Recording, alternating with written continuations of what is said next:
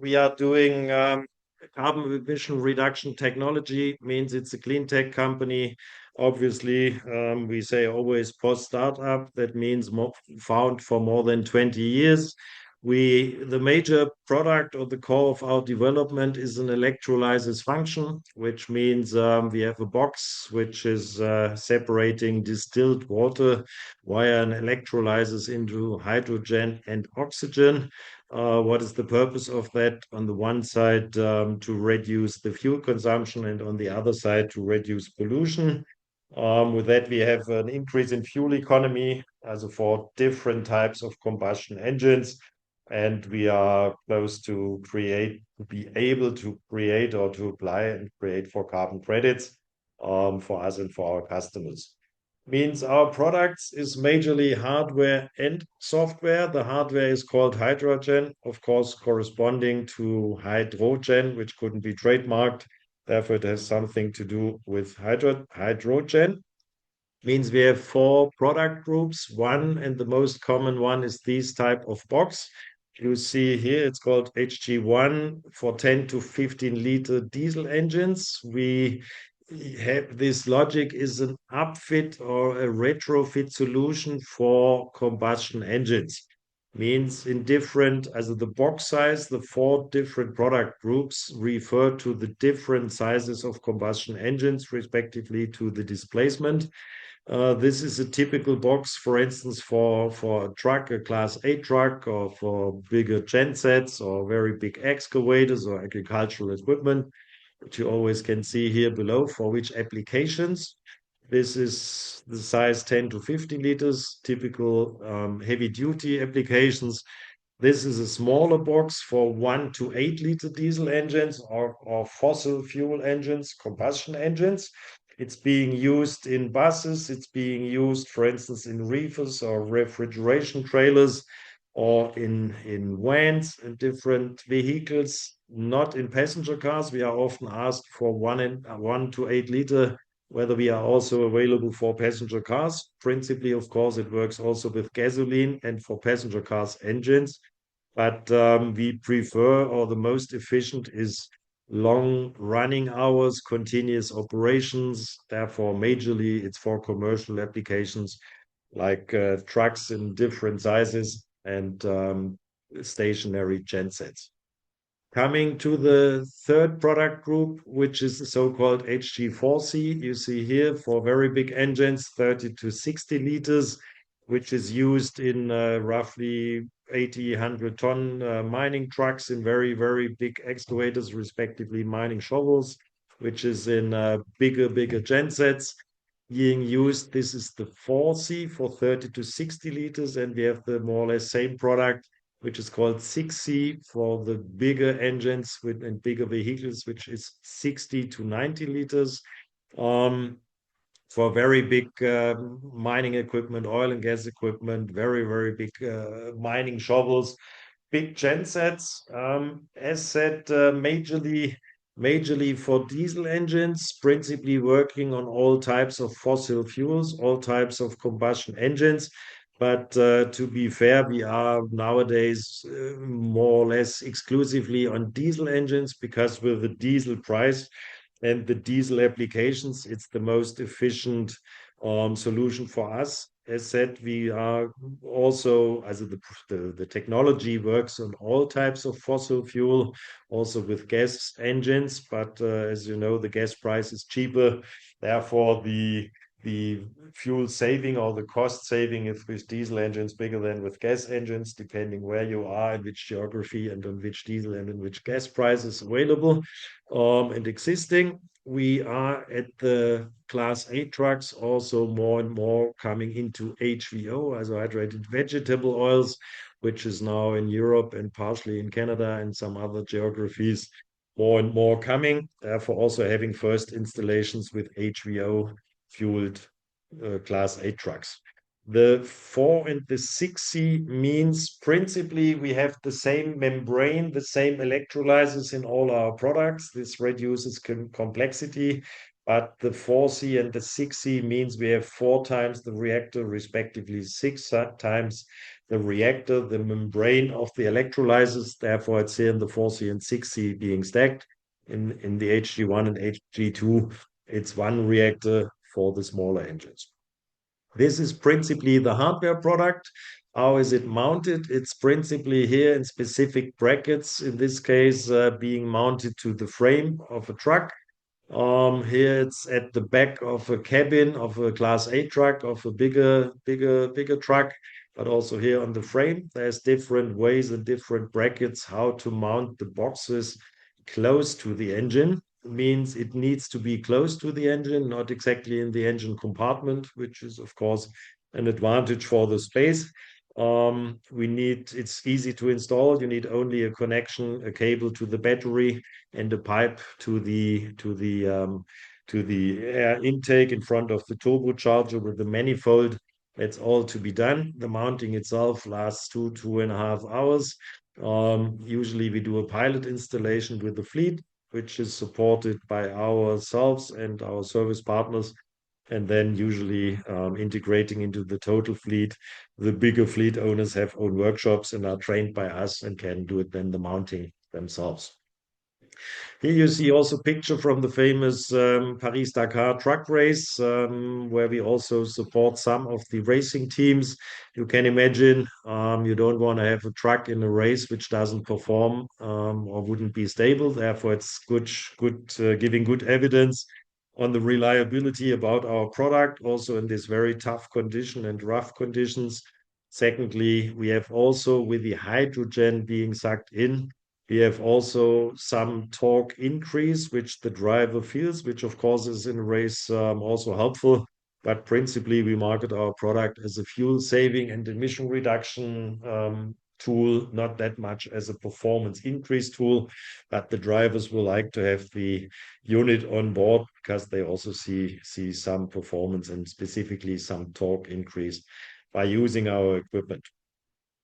Here you see a mining installation. You see here it's installed where there is some space. Therefore, as said, not directly in the engine compartment necessary. Different places for installation possible. We are also more and more on gensets, means stationary applications. Principally not on standby gensets, sometimes as well, if there is a hard ESG request, but majorly it's in continuous or on peak shaving gensets, where of course you have the most efficiency and the most fuel and cost saving by using the equipment. Our software, which is additional to our hardware, is called HydraLytica. With HydraLytica, we have an own ECU on our system. We have, of course, also analysis, as this analyzes and shows on the mobile, on the desktop for the driver, for the fleet manager, what is the real fuel consumption, what is by that the real emission reduction. And our telematic on our autonomous box compares with the telematics of the vehicle, the data, and therefore you can online and in real time judge and evaluate how much fuel is reduced by using our system and how much less emissions do you have. And this telematics and this software is also important for the to be generated soon carbon credits. Means by this data-driven evidence we can show, and the operator can show how much fuel and the more how much CO2 and emissions in total he reduced by using our equipment, which then will allow us to apply for carbon credits for him and us. And therefore, we will generate so-called premium carbon credits. Premium means data-driven, which of course will also be soon an additional source of income for the operator as well as for dynaCert. With the software, of course, telematics, you can see where's the units, where the driver, different criteria can be measured, and you can calculate very easily and fastly by the running hours, by the mileage being used, by the fuel consumption. The ROI means the return on investment, which is depending, of course, on the road profile, on the driver behavior, on the weather, various influencing factors. But anyhow, in each of the cases, and that's why we have an own telematics and an own analytics, you can compare individually and specifically how much fuel you would burn without our system and how much fuel you burn with our system, or what the reduction is, and by that, what is the reduction of the emissions. Also Hardware and Software, HydraGEN and HydraLytica. The system itself is on demand. That means principally autonomous system. You can put it on the table and separate, put in distilled water and doing, as creating hydrogen and oxygen, but we connected it to the vehicle, to the engine. That means engine being switched on, truck being switched on, our box is switched on as well. Switching off the truck means switching off the electrolyzers. Why do we do that? It means we don't have to have a storage. The hydrogen, which is separated out of the distilled water, is immediately burned. Therefore, we don't have any storage topics as said or whatever, any dangerous things. Means it's immediately burned. What happens if the hydrogen is being and the oxygen is being sucked in?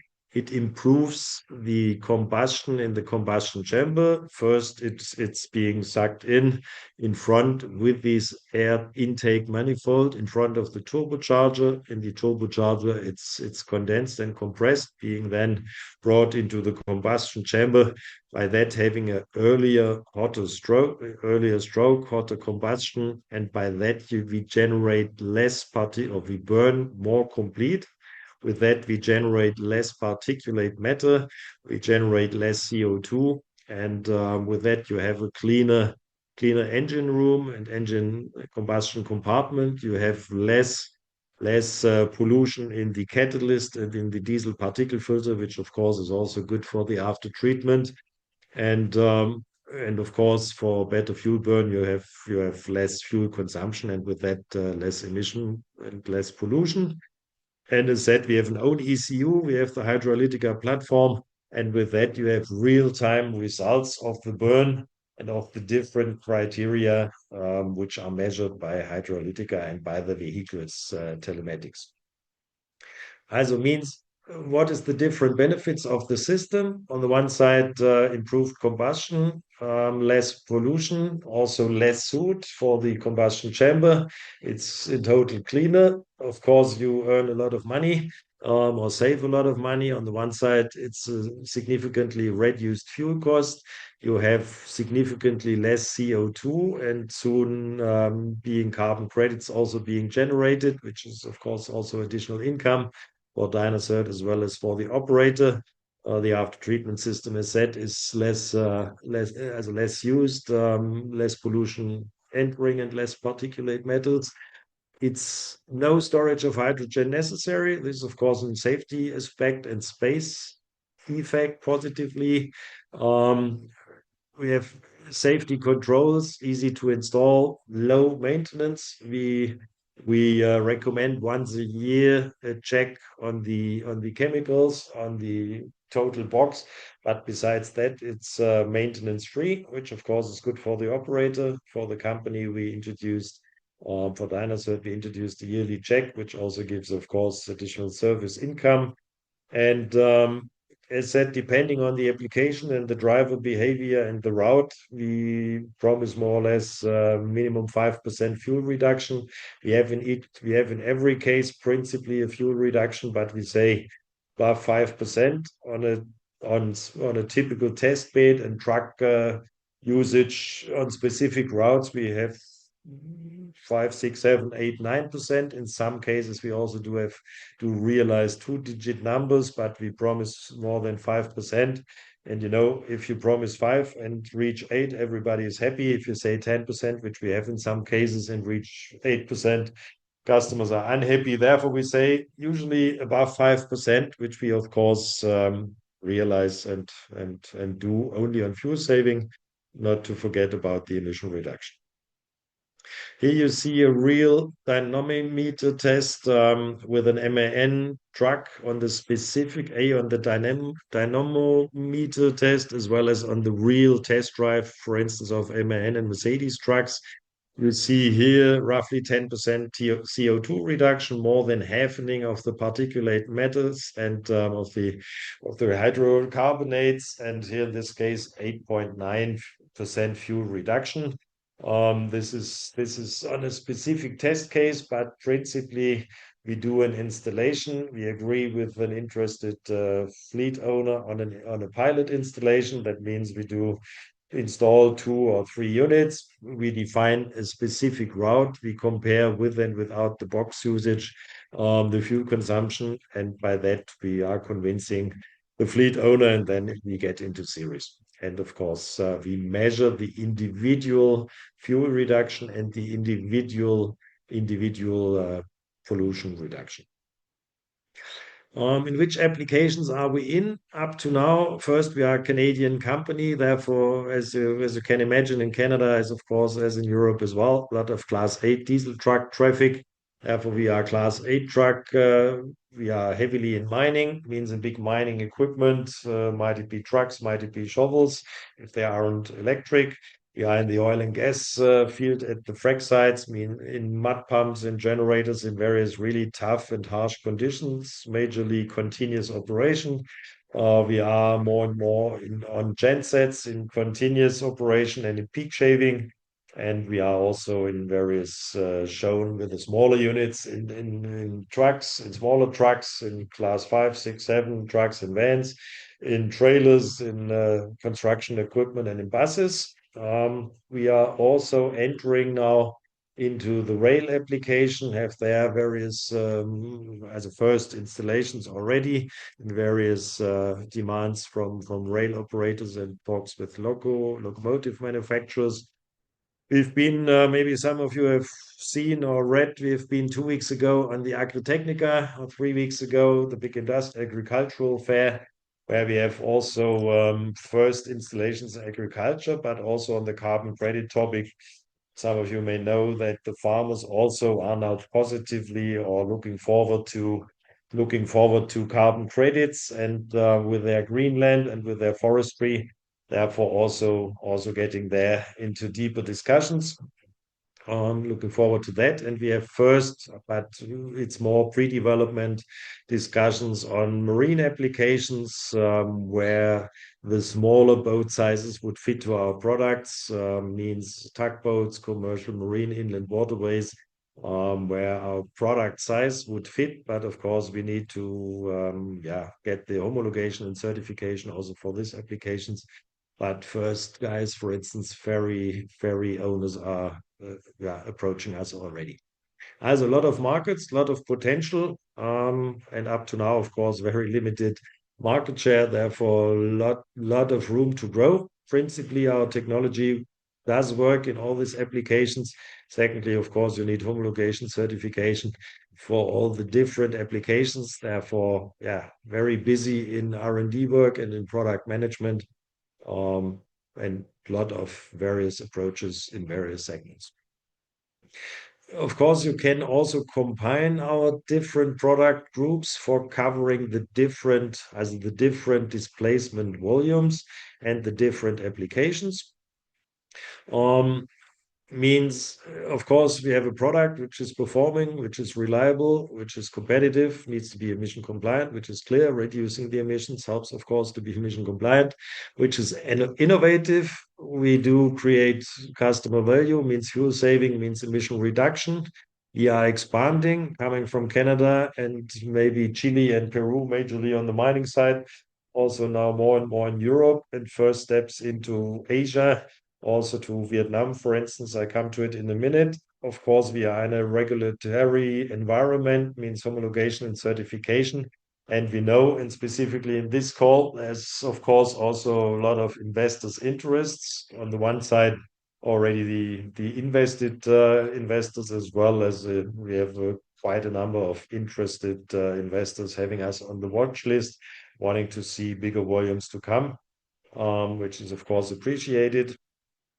We have a top management team, which is Jim Payne, known to some of the audience, I guess, longtime CEO and now also chairman.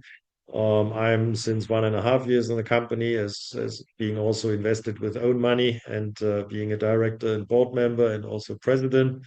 We have a quite new COO and MD of our European GmbH, Kevin Unrat, who's also very engine and hydrogen experienced. And we have since a few months this new CFO and also board of director member, John Amadeo, therefore very experienced and talented management team. Secondly, we have various players in our board of directors.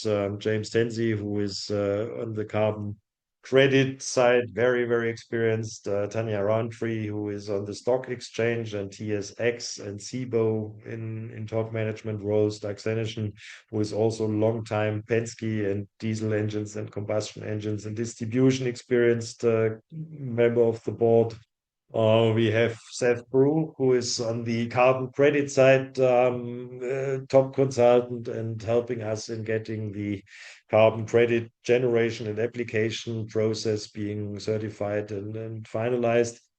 We have Dr. Ingo Windroff, who is one of the and was one of the top engine development heads of MTU and Rolls-Royce and Lipa, and also, of course, very, very closely linked to the mining application. For instance, we have Dr. Gerhard Philipp, who is one of the Daimler Ballard fuel cell and hydrogen experts working with us. Therefore, you see, we brought additional competence into the already existing dynaCert team. Therefore, we are further developing and adjusting the product from the technical side, from the interaction between the fuel cell, between the electrolysis and the engine and the application. Of course, we need an engine and not a fuel cell up to now. Maybe that's also somewhere in the future. But having really various experience in the technical side as well as on the market side. Since last time, for that ones who listened already a few times to us, we had, of course, additional sales and marketing activities. We started a campaign around our setup in Toronto. Therefore, we made a lead campaign with the Ontario trucking, big hotspots there, a lot of trucks around in front of our doors. Therefore, we approached various of them. We've been attending the Miami Transport Logistics Fair in Istanbul. We reorganized Australia, our dealer setup, and we had the last weeks various very interesting meetings and discussions on the setup, on first agreed installations in Vietnam, which is maybe not thought as the first market, but very interesting because this is emerging markets without too much emission regulation up to now, are now also requested to do something for the environment, A, from the Vietnamese government, B, from international customers. They are also requesting their suppliers now to do something for the environment and against the pollution. Therefore, also interesting, very interesting discussions and proceedings there. Means we are not only Canada and Europe, we are really globally active and approaching markets. What do we want to do? Of course, we want and have to increase the volume to fill our production and getting into series processes and cost reductions. And we want and have to increase the volume and the turnover and increasing and starting our subscriptions for the software and carbon credits, hopefully soon to come. And by that, we want to increase the company and enterprise's value. And of course, for you investors and for us, working on increasing the share price, which needs to be fed out of the business and the volume. We see that clearly, and we work hard to make it happen. Having said that, thank you very much for listening and your attention. And I'm here, of course, answering your questions. All right. Thank you for the presentation, Bernd. There is, as usual, a lot of questions. I think we'll start with first one. So we have an investor that is asking, you put out a press release that you guys did a loan. Do you want to maybe expand a little on, was it an investor, arm's length? I mean, what was the detail of that loan? Can you divulge more than what we have out there? Yeah, it was in the press. We did a limited offer, which was 2 million. It's one of our existing key players. Therefore, he's interested to buy, or he was interested and asked and easily and voluntarily invested into us. He believes in us, but means he's not the only one, of course. But yeah, we are, of course, furthermore open for additional investments. Okay, perfect. Next question. Sales has always been a difficulty at dynaCert since past few quarters, if not years. Is there anything in your strategy that is changing? Are you still trying to go global at the same time? Are you focusing on specific regions or sectors? And that's an aggregate of a few questions, obviously. Yeah. Also, of course, we know, and good question. And of course, we are all together, I think, not happy that we are not further in already more volume. We changed some, of course, not all, but we changed some or replaced some of our dealers and distributors. As for instance, in Australia and also in other geographies, we hired additional, as we replaced also some own sales force and hired also, for instance, for Latin America, US guy being based in Colombia, taking care of Latin America. We do also for this Ontario and Western Canada campaign hire somebody close to be there. We won in Mexico, and maybe some of the guys read it. We did an announcement on that. We hired their new dealer or distributor who committed to 100 units. In Vietnam, we are now assigning a bigger, not a bigger, but a new structure for exploring and expanding this market. First for Vietnam, secondly targeting for Southeast Asia. And maybe coming back to the point, Julia, which was raised, we change a little bit, not to take care of everybody. Of course, we are happy with every order, but we try to streamline our limited capacities to really make some OEMs really happy in getting the repeat orders, which at the end of the day will be the scaling up, not too much having too much pilots here and there and everywhere and costing capacity, trying more to win some of the big guys and taking care of them properly with the perspective of growing volume. Perfect. And with 1 minute and a little less that's left to your presentation, can you update us just a little more about Vera? Will it come by year end? What do you guys expect on the side? We have about 20 questions on it. Yeah, also on the one side, first our HydraLytica software, which is the basis of the carbon credit and Vera process, we are further developing.